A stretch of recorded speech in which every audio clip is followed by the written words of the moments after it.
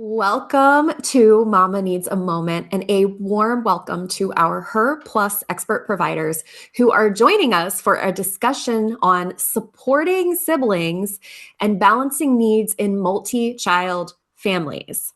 We are focusing on the very delicate balancing act of raising multiple children while trying to meet each child's emotional, developmental, and behavioral needs.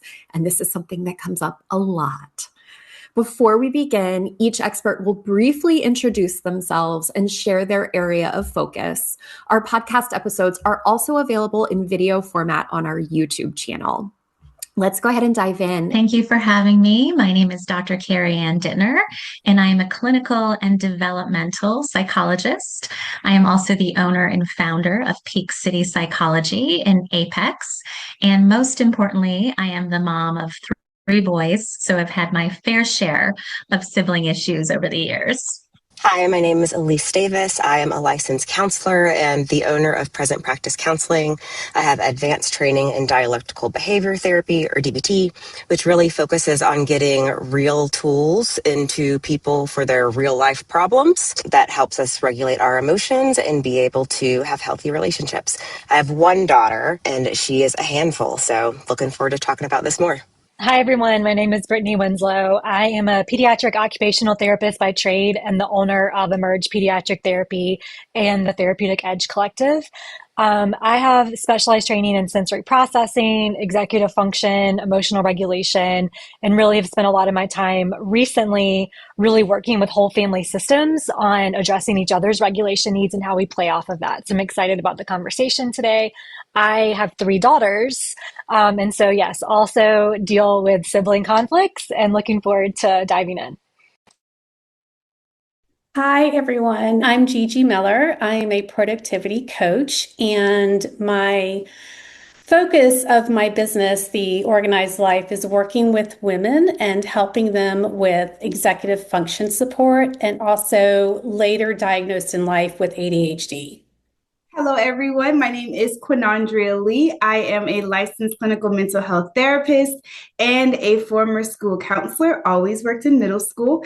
I am also the owner and CEO of Curated Space Counseling and Consulting. So I work with a diverse population. So I work with teenagers and then through adults.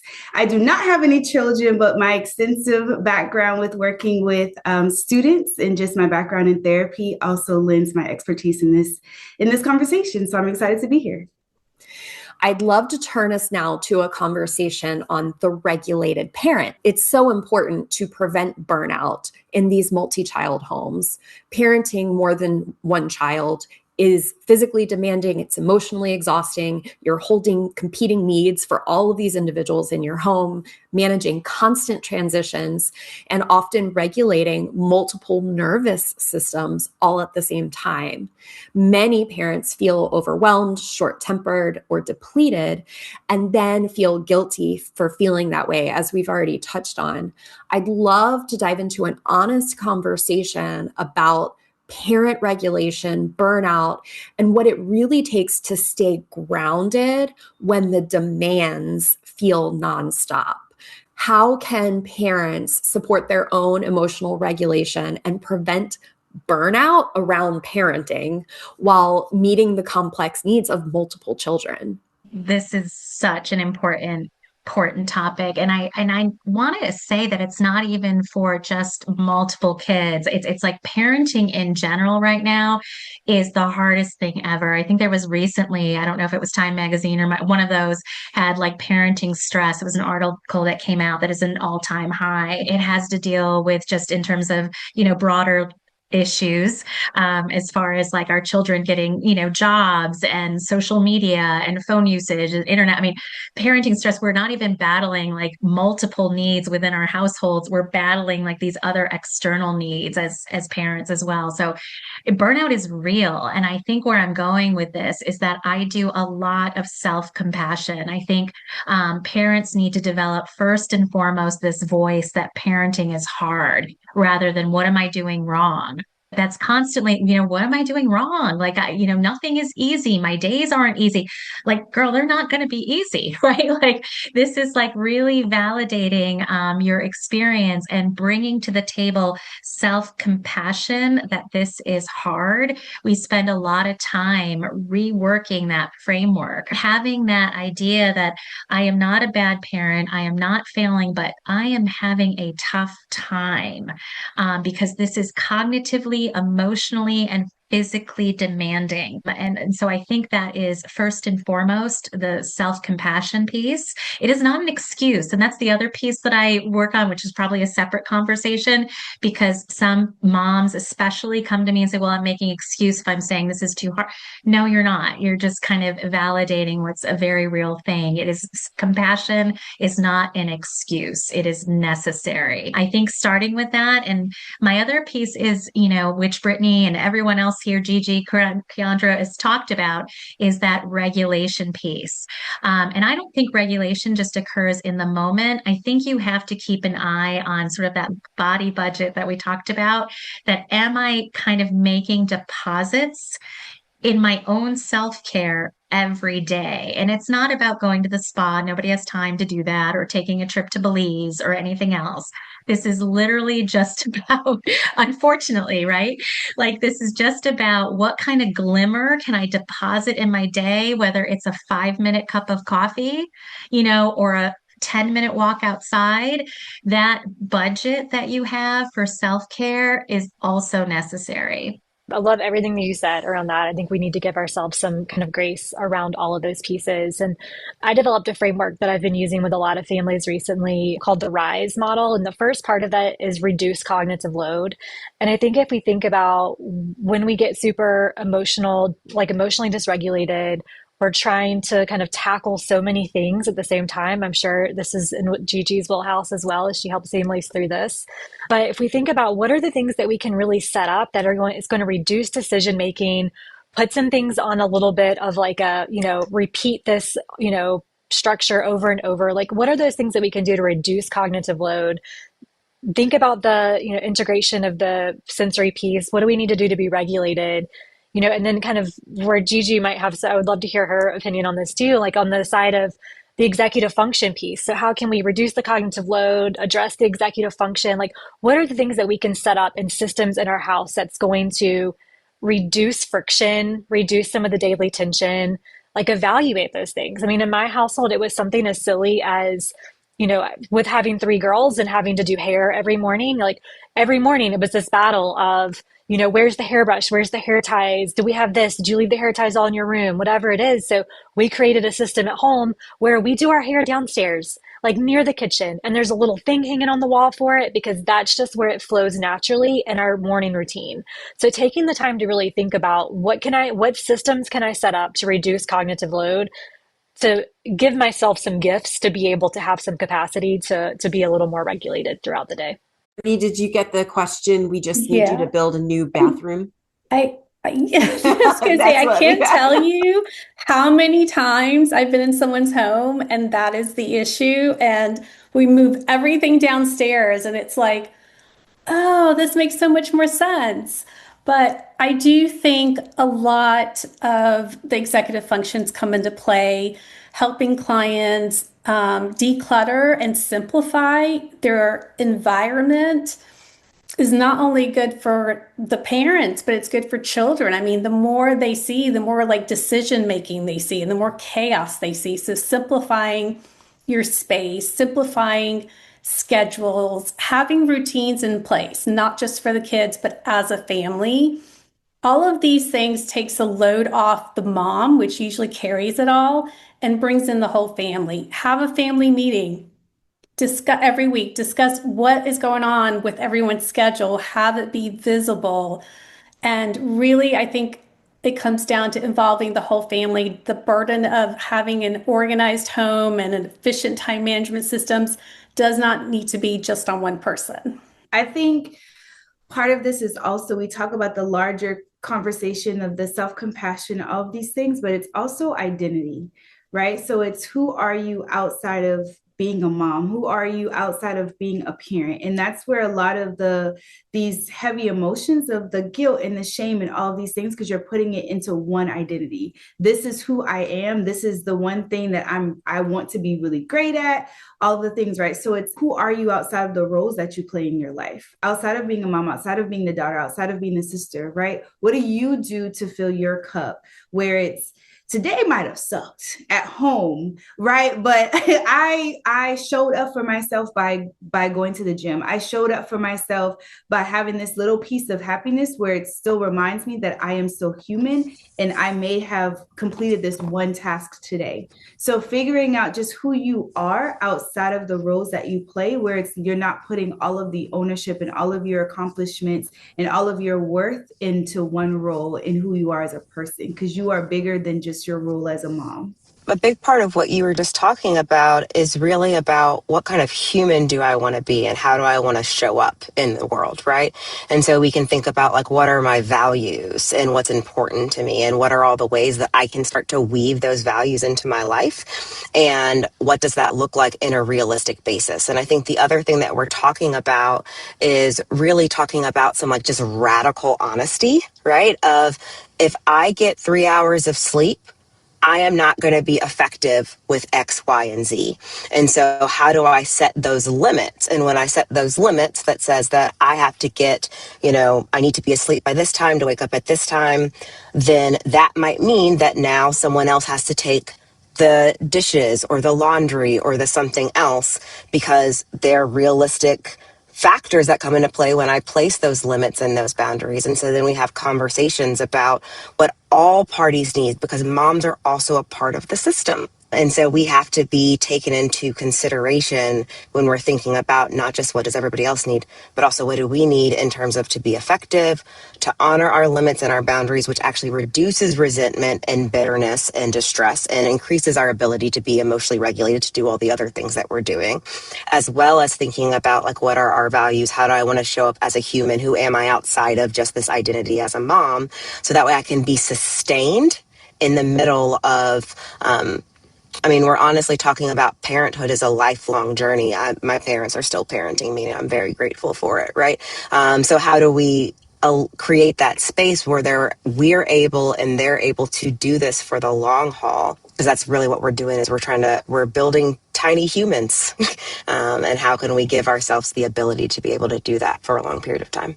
Something that I just did with my kids, that Quinandria, actually, you had written content for our website about this, to go and do the love language quiz. And I didn't realize how much it would benefit me. And I think it has a different impact with teenagers, because perhaps you all can speak about this, but I think their love languages are a little bit more defined when they're older versus when they're young. But my girls are different. One likes physical touch and one likes quality time. And so my question to all of you is, how can parents make the most of the limited one-on-one time? Because I know with my one daughter, I would spend time perhaps giving her hugs, or, you ask them what they want, but, give her a couple more hugs. The other one is quality time. And unfortunately, the quality time that I would choose, cleaning a room, would not be what she would choose. But I just was wondering if you all have feedback on, moms are pulled in different directions, and how can they make the most of that limited one-on-one time? Yeah. I just wanted to say that I had a friend give me some really good advice.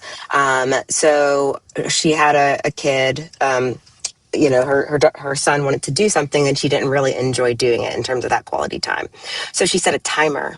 And it's like, I can agree to do this thing with you for 10 minutes, and I'm going to be completely mindful for that 10 minutes. I'm going to do it all the way. And then when the 10 minutes is over, we can stop doing this game, right? So that way, when we have limited time, we are making the most out of it, can be really important. And I think we also want to challenge the myth of, for example, things like quality time or gifts or any of these kind of acts, love languages that we're doing, that it has to be a lot of it, We want to be consistently pouring in these things. That small hug, the 5 minutes here, the me hearing about your day for 2 minutes is part of what is pouring into that love bucket, right? Consistently. So it doesn't have to always be a heavy load. I'd like to add to that too, because I think that our kids can pick up when we're not into something.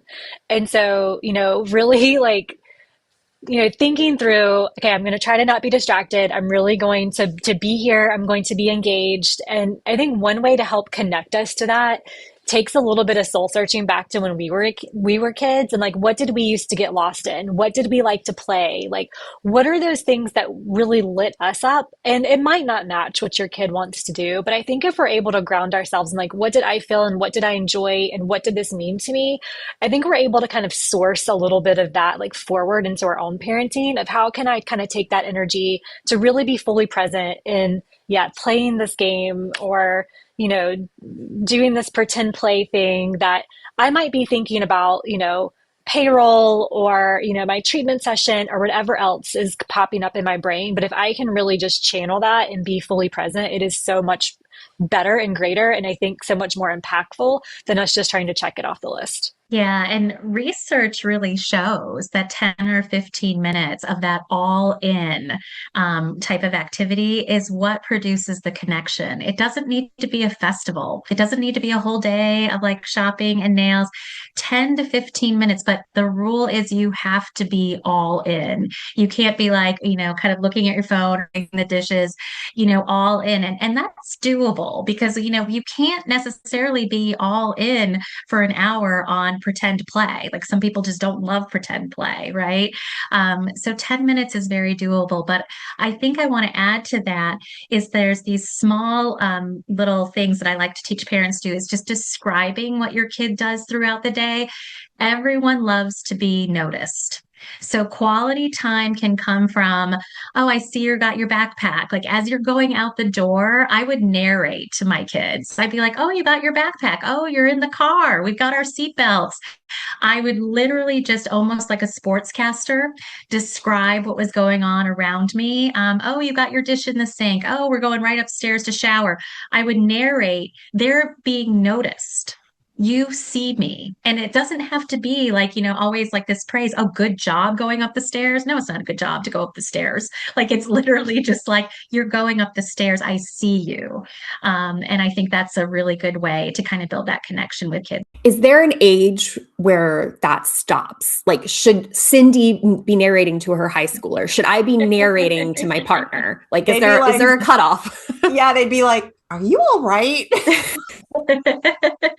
Yeah, I definitely think it's not as constant with my adolescents as it was kind of back in the day, because I was also kind of like keeping them on task. Let's keep it moving, So I was kind of following the systems that probably like Gigi spends a lot of time doing, like trying to kind of narrate that. Let's keep putting one foot in front of the other. So I don't narrate as much anymore. Yes, my high schooler would look at me like, what is going on now? But I do, yeah, I mean, I do notice, like, I notice, you're doing your work. Like, I notice you're studying. I mean, so I do still notice, but probably not as frequently. The big thing that you're talking about, Carrie, we're circling back to validation, right? And that there's ways that I can validate you, I can see you, I can join in life with you, right? And there's multiple levels to validation. And sometimes it's narrating. Sometimes it is, I see you, I hear you, you're telling me this. Other times you can validate by action. So I have a high schooler that has been studying really hard for a test. I might go upstairs and slide them a snack, right? And say like, hey, I see that you're doing lots of hard work. I imagine that you're probably hungry now, right? Or my partner is outside doing something and I go and take them some water. So there can be other ways that we can validate and have that quality time and that connection. And as we've been talking about like conflicts and essentially just disruptors or ruptures in the home or in the family system, validation is what soothes that. It comes in and we connect before we even deal with the rupture. And then that gives us the ability to say, hey, we're all in this together. How do we want to move forward? And that's really what we're talking about here. I'd just like to add one more thing that Cindy was saying. I always tell clients to focus on connection, not correction. I hear, and this is a spouse thing, this could be anybody, but I hear my sister talking to my niece all the time about, oh, why don't we spend some time together organizing your closet? And that is like the absolute last thing that she wants to do with her mother. And so, really being intentional and present about the time you're spending together and not using it as a time to teach something or correct a behavior. Oh, that's great. Thank you, Gigi. Yes, with neurodiverse children, they tend to get very messy bedrooms, and I can see how that affects their behavior. And so it's a balancing act. I want them to feel better, but I also want to connect with them. Isn't parenting all about the balancing acts? And on another note, Quinandria, you probably see this in the schools when you were in there, but tweens and teens still like validation. My kiddos still come to me and they'll say, Mom, look at me, watch me, as they do a dance. So she's nodding her head and laughing. So yes, it does still happen. Yes, working in a middle school, it's always out again. I always worked with eighth graders, but I always have my sixth and seventh grade babies, and middle schoolers love hugs and just the constant validation. So it's like when I see them, they've been in my office like studying for a test, or they were really nervous about something, and then they come back and they're just like, Miss Q, like I did good in this test, or I did better than, and I'm just like, okay, I see you. I love this for you, like just giving them that small validation, or even just like in the hallways, it's just like, okay, like you got a haircut. Look at you. Do hair who this, right? So it's just those small moments of I do see you, and I'm calling it out, and I'm making it like I'm making light of it, but I know that this is probably making your day. Yeah. Yes, for sure. Thank you so much for all of that. That was a wonderful discussion. The overarching theme that I've heard through this entire conversation is strengths, intentional time together, a team, community, this supportive unit where no matter what, we've got each other's back. And when we approach our family time from that mindset, it's gonna trickle down to our children. So I think that's such an empowering and just powerful place to come from as parents if we approach our family unit, whether it's a family meeting or just how we approach conflict within the home, is such a powerful reframe. And I am so thankful for everyone that was able to join us today. I know Cindy and I both really enjoyed this conversation. So thank you, everyone.